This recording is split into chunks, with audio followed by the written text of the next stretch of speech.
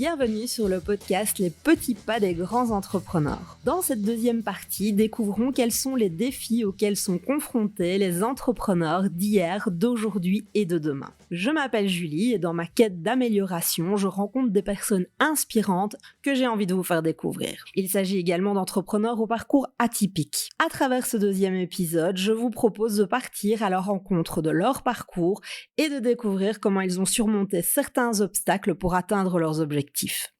Je vous rappelle que ce podcast est en 2 parties et si ce n'est pas encore fait, je vous invite à aller écouter la première partie, Les petits pas vers de grands résultats, dans laquelle vous découvrirez comment la vision, les techniques et les stratégies de notre intervenant peuvent impacter nos résultats. Alors êtes-vous prêts à embarquer avec moi à la recherche d'informations et d'inspiration ? Ladies and gentlemen, please fasten your seatbelts. We are expecting some turbulence. Thank you. Attention, la direction décline toute responsabilité en cas de changement de mindset.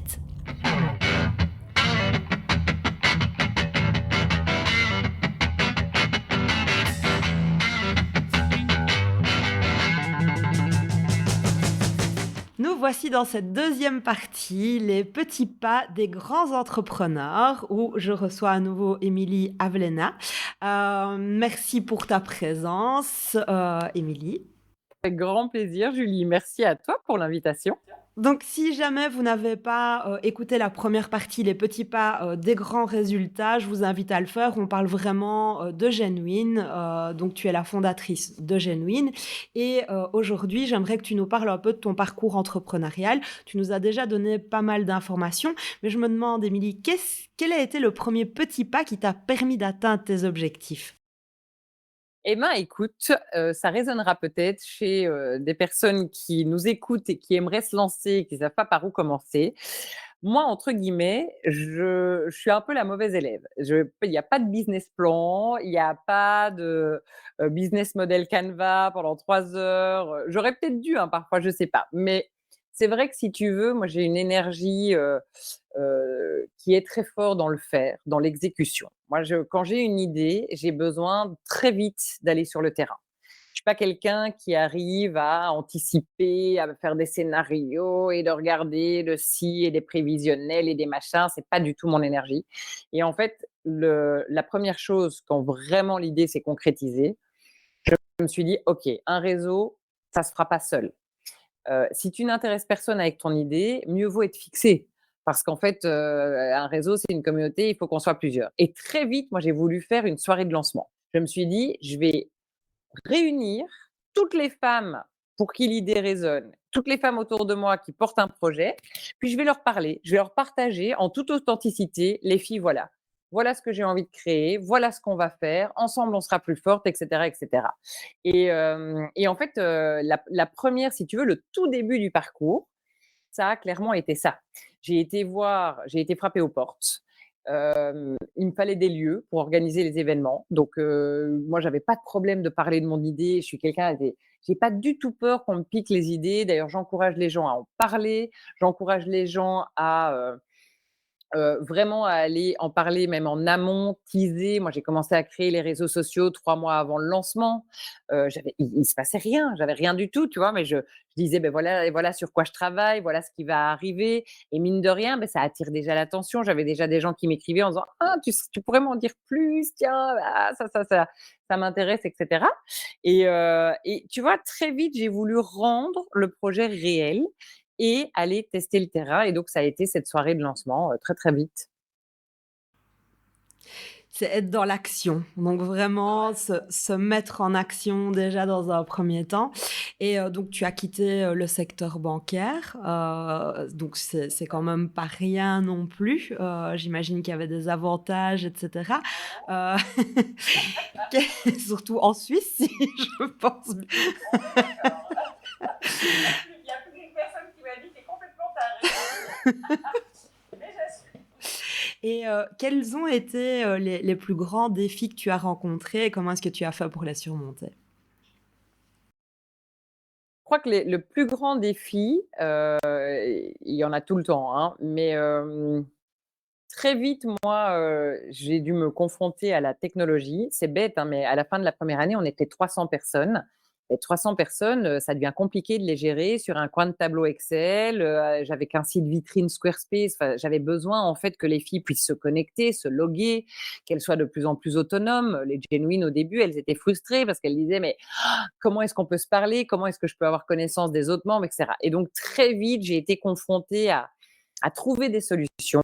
Puis ça, c'est pas du tout mon domaine. Et ça, j'avoue que ça a été dans la souffrance et ça l'est encore aujourd'hui, 8 ans après, où inévitablement, que je le veuille ou non, il y a une partie technologique dans mon projet, sur lequel je me suis vraiment voilée la face pendant de nombreuses années où j'étais: «Ah non, non, non, c'est 100% humain et tout», mais non.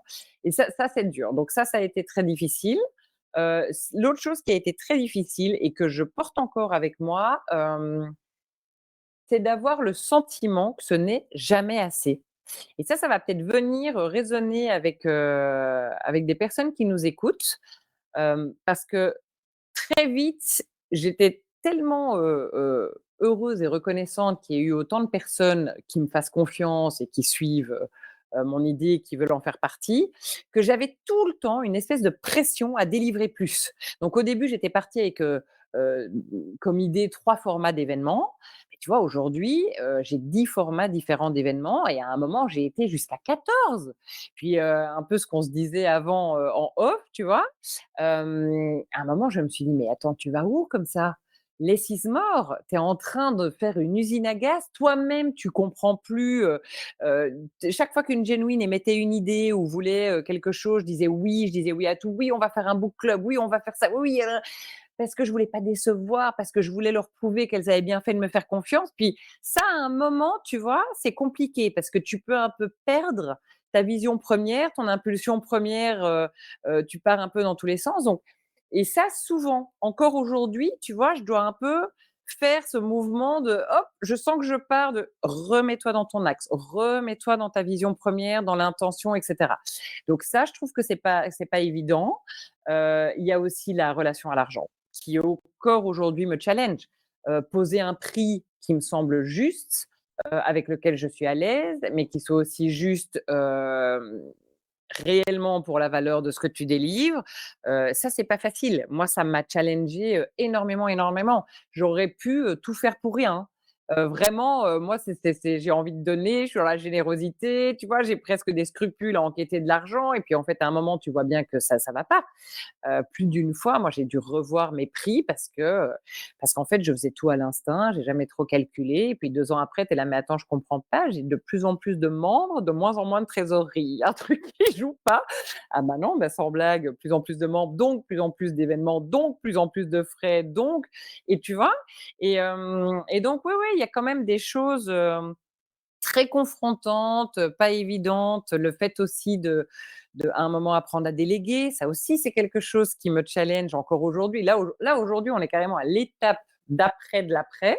C'est que comme je suis au stade de mettre en place des franchises, là, ça te demande vraiment de lâcher prise, de lâcher le contrôle, d'accepter qu'une autre personne infuse le projet, se l'approprie et va quelque part le traduire à travers sa propre énergie, son identité. Donc et ça aussi, c'est un chemin. Donc, tu vois, il y a pas mal de choses, Et ça, ce sont les défis, mais j'imagine que tu as quand même des stratégies. Alors après, bah, c'est le chemin, on le sait tous, ça. On modifie quelque chose et puis on doit habituer notre cerveau et notre corps à la répétition jusqu'à ce que ce soit intégré. Mais c'est quoi justement tes outils, tes conseils? Parce qu'on passe tous par là à différents niveaux. complètement. Alors, des conseils plutôt pour transcender ces problématiques? Oui, Hem, ça va dépendre en fait de quelle problématique. Je t'avoue que typiquement, moi, la problématique tech, tout un moment, je déléguais. Quand j'ai les moyens de déléguer, ça j'ai compris que c'était un point sur lequel clairement je n'apporte pas de plus-value, je suis pas bonne, ça me génère presque une anxiété tellement c'est quelque chose qui est, chacun a sa zone de génie et je pense que c'est intéressant d'essayer de l'identifier le plus tôt possible. Ça va vous faire gagner du temps, ça va vous faire gagner de l'argent, et si vous pouvez et aujourd'hui, il y a vraiment des moyens de déléguer à faible coût, mais il y a des choses, en effet, ça sert à rien de se rendre malade sur des trucs où on n'est pas bon. Donc voilà, pour par contre le reste, Alors ça dépend. La relation à l'argent, je suis en chemin, entre moi et moi. Alors ça va être justement, on parlait de Christian Junod, bah, tu vois, j'ai lu son livre, j'ai assisté à beaucoup de ses séminaires, je travaille sur pas mal de choses, avec sa méthode. Hem, Ça va être, j'ai pris aussi à un moment une aide, vraiment, une consultante stratégie financière, hein, pour m'aider à comprendre mes chiffres, à comprendre ma rentabilité, et cetera. Donc non, non, il y a des choses très concrètes. Hem Et puis bon, beh, tu vois, délivrer toujours plus, ce côté toujours plus, bah, il faut faire de l'introspection, venir chercher, mais tiens, en fait, qu'est-ce que ça vient me chercher? Pourquoi j'ai ce besoin-là? OK, ben, en fait, c'est la peur de décevoir, c'est le besoin de validation. Ah, il y a un besoin de validation qui est encore là, qu'est-ce que qui comment on le travaille? Qu'est-ce qu'on en fait? Et puis après dans le concret, clairement, moi je travaille j'essaye du moins de m'organiser au mieux, j'utilise des outils, il y a des outils qui m'aident beaucoup, d'autres qui m'aident moins. Parce qu'en effet, il faut être sur tous les fronts. Très, très souvent, moi j'ai eu le sentiment, or que j'aime d'amour mon entreprise, mais de suffoquer. Parce que j'avais le sentiment d'avoir toujours un train de retard. Comme ça a été très vite, très fort et que j'ai eu une croissance assez impressionnante les 3 premières années, tout le monde te dit, c'est des bons problèmes. Alors c'est vrai, mais ça reste des problèmes parce que, tu dois, constamment t'adapter, ça va très vite, tu as le sentiment, tu as peur d'exploser en plein vol. Hem, c'est extrêmement inconfortable quand même et donc voilà, tu enfin moi j'adore Trello, je travaille avec des outils comme ça qui j'ai besoin de poser un maximum de tout ce qu'il y a dans ma tête, de hiérarchiser, qu'est-ce qui est urgent, qu'est-ce qui ne l'est pas, parce que moi j'ai un espèce de sentiment d'urgence où pour moi tout doit être fait pour hier, puis en fait ça tu te rends compte que c'est contre-productif, enfin, tu vois? Donc oui, beaucoup de choses à partager, il y a autant de solutions que de problèmes, mais il y a toujours des solutions, ça c'est merveilleux. Mais c'est intéressant, donc si je résume, bah, c'est déjà bien se connaître soi-même, ça c'est la base pour, pouvoir, savoir où mettre son énergie. Ensuite, bah, c'est apprendre à déléguer tant que faire se peut, mais en tout cas vraiment au maximum dès que possible aux personnes qui ont les compétences que tu n'as pas. Se faire accompagner évidemment, avoir un bon coaching pour pouvoir, améliorer, bah, les petites failles qu'on a tous sur lesquelles, on appuie. Et j'allais te demander justement, est-ce que tu as des outils de productivité préférés? J'ai cru comprendre que tu avais Trello, que j'utilise aussi. Maintenant, est-ce qu'il y a d'autres outils? Je chipote avec ma lumière parce que d'un coup, on n'a plus du tout de soleil par ici. Hem, alors moi, je t'avoue que c'est principalement Trello. Je pense que c'est une question d'affinité. J'ai jamais accroché avec Notion. J'ai un problème avec Notion du fait de la page blanche. Tu vois? Moi, je suis pas bonne, face à une page blanche. Trello, j'aime bien. J'aime ce côté, structure, colonne, bouger de l'un à l'autre. Il y a quelque chose de visuel qui me parle beaucoup. Donc, mais tu vois, des Trello, j'ai 9 tableaux différents. J'ai un semainier, j'ai un tableau par projet, j'ai même des tableaux pour te dire, sur ma vie, perso. Tu vois? Objectif 2025, beh, j'ai déjà un Trello. Là, je rénove une petite maison en Champagne, j'utiliserai le Trello pour, suivre le chantier. Donc Trello, clairement et ça, c'est un exercice, tiens, dans lequel je suis pour le moment, c'est l'agenda. Tu vois, on parlait juste avant de la complexité de mener plusieurs projets en même temps et de front. Et puis, moi, j'ai identifié quand même un truc récemment, c'est que Trello, c'est bien, mais là où j'ai un problème, c'est que des to do. Des to do, des to do, des to do. Et puis, à un moment, en fait, ces to do, c'est anxiogène parce que tu arrives jamais au bout.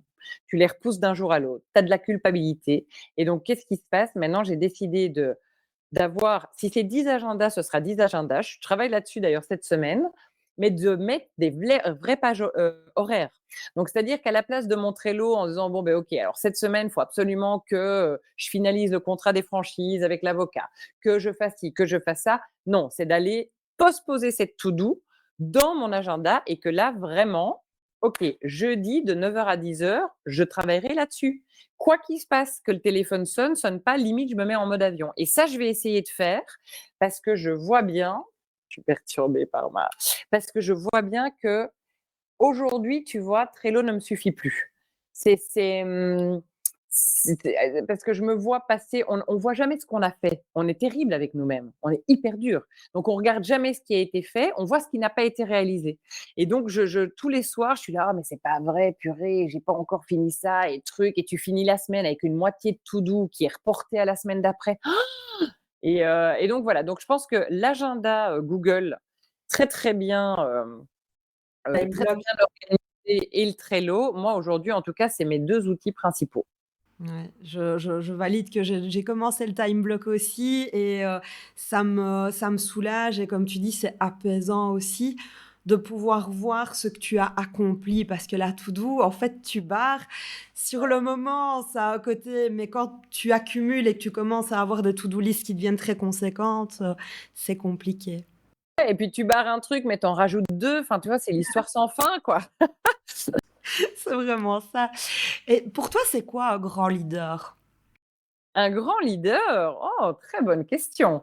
Écoute, un grand leader, je pense que c'est avant tout, je sais pas, c'est ça qui me vient, mais quelqu'un de sage dans le sens qui a, une parole de sagesse, de l'humilité, quelqu'un qui est parvenu à mettre son ego de côté pour faire briller justement le tout et la communauté. Ça, c'est quelque chose que je vois souvent et que je distingue très vite, quand tu as un leader qui finalement, œuvre pour ses intérêts et qui va se mettre lui en avant, ou quelqu'un qui justement veut faire, passer le collectif, et je pense qu'avant tout, c'est ça un grand leader. Quelqu'un qui va vraiment prendre en compte l'intérêt des autres et qui va œuvrer pour le tout. OK. Qu'est-ce que tu donnerais, comme conseil si tu avais 3 conseils à donner à quelqu'un qui veut se lancer comme indépendant? Qu'est-ce que tu donnerais comme conseil? Alors moi, le premier conseil que je donne, c'est d'essayer en tout cas au maximum de ne pas regarder le sommet de la montagne. Je sais que quand on a une idée, forcément l'entrepreneur, il vit dans le futur. Je pense que toi comme moi, on est déjà sur, tu vois, ce que nos projets potentiellement seront dans 2 ans, dans 3 ans. Tu vois tout de suite le sommet de la montagne et du coup, forcément, ça te donne le vertige. Dans les moments où tu es plus fatigué, où tu te sens pas légitime et cetera, et bah, tu te dis: «Oh là là, comment je vais parvenir à ça?» Et donc là, moi, j'ai toujours envie de dire: «Ne regarde pas le sommet de la montagne, regarde le chemin qui t'y mène et pose un premier pas». Et en fait, c'est ça, c'est repartir sur cette discussion qu'on a eue avec l'exécution. Pose une première action. Donc ça, et ça peut, et ça vaut pour tous les secteurs d'activité, tous les projets. Tu as envie demain de faire la prochaine marque de cookies sans gluten, healthy, machin, je sais pas quoi. Commence à enfourner dans ton four, dans la cuisine, et à le vendre auprès de tes voisins, cousines. Souvent, les gens sont là: non, mais attends, il me faut un labo, il me faut un truc, il me faut un packaging, il me faut. Et en fait, tu te. Et résultat, bah, à la fin, bah, tu fais rien parce que tu es figé, tétanisé en te disant: mon Dieu, il faut limite que j'aille chercher un demi-million. Enfin, tu vois.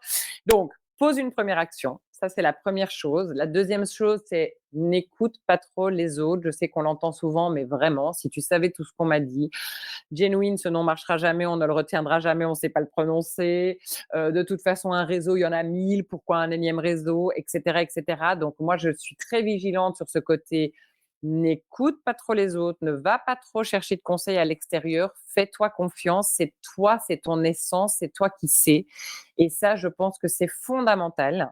Et le troisième conseil, et ça vraiment, c'est primordial et je ne l'ai pas fait assez tôt, c'est tes chiffres et un business model cohérent. J'ai vu trop de genuine se lancer avec un super beau projet, des super belles valeurs. Et alors, quand on se pose la question de l'argent, ah oui, c'est génial, mais tu vas gagner ta vie comment? Ah ouais, mais non, mais c'est pas ce qui prime parce que tu vois, c'est un projet de cœur et machin. Oui, mais non. Parce que l'argent, ça va être le carburant de ton entreprise. Si tu veux arriver à avoir des résultats parce que oui, tu veux aider, on a toutes des belles valeurs et des belles missions derrière nos entreprises. Mais pour ça, il faut de l'argent pour la nourrir. Sinon, ce qui va se passer, c'est que ton entreprise va s'arrêter.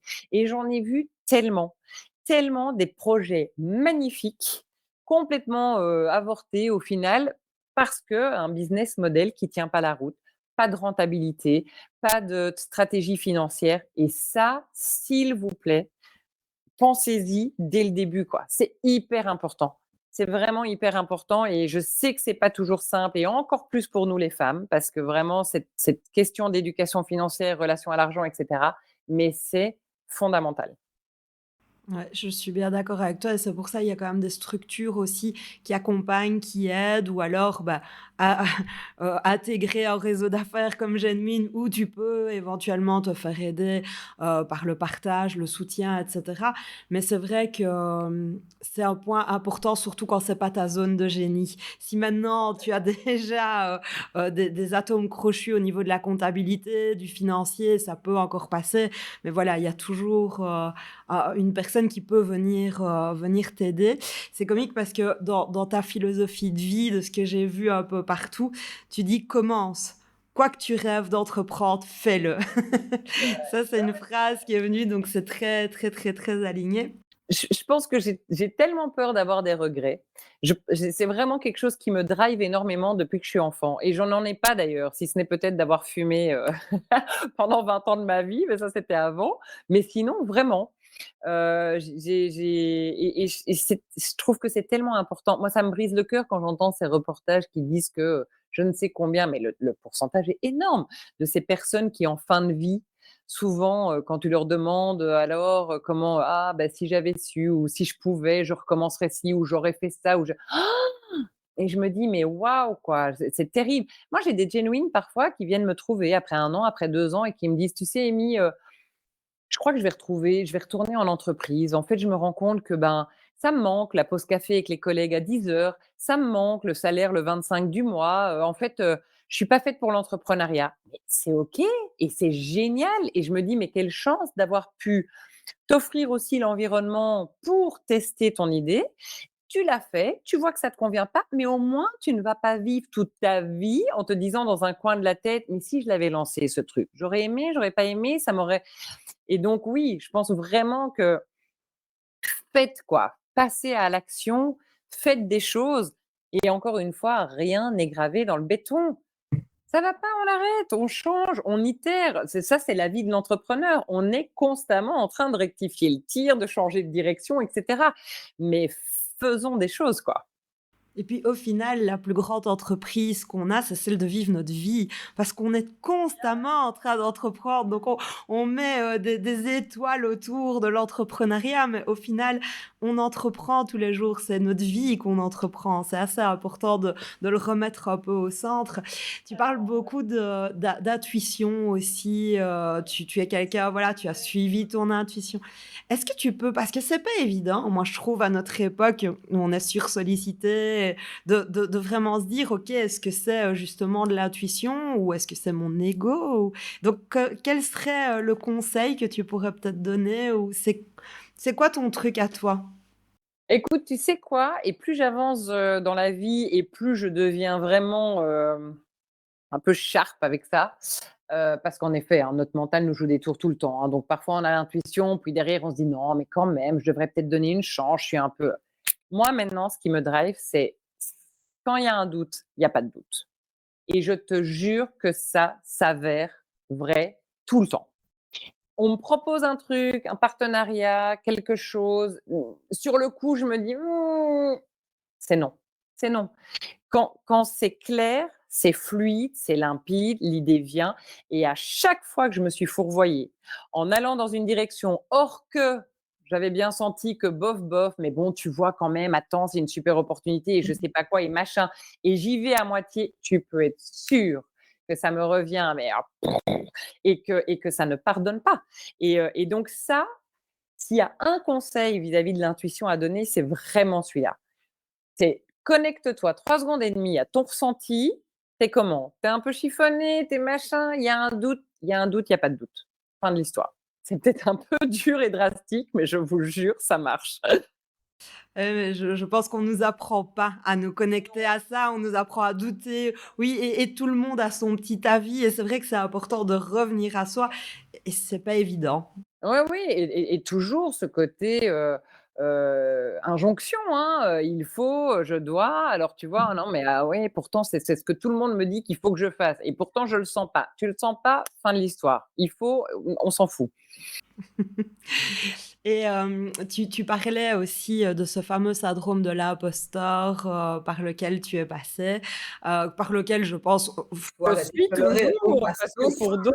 pour d'autres projets, il revient me titiller, et je pense qu'on s'en sort jamais complètement de celui-là, hein, mais mmh.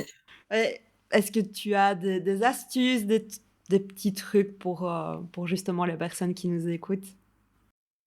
C'est pas simple parce que, j'entendais encore, et c'est drôle, u une autrice que je trouve extraordinaire et qui parlait encore à chaque sortie d'un livre, de son syndrome de l'imposteur qui revient, or que c'est quelqu'un à succès, qui a déjà été, encensé pour ses œuvres et tout, et donc je me dis: «Mais on se le tire vraiment tous, quoi», et donc je pense que, si j'ai un conseil, et ça je le dis même en effet miroir pour moi-même, parce qu'en ce moment je suis justement face à un nouveau projet qui me tient à cœur et sur lequel pour le moment je passe pas à l'action parce que je vois bien que je me mets des espèces de faux freins, de fausses excuses, et je pense que derrière c'est tout à fait l'imposteur qui vient me titiller.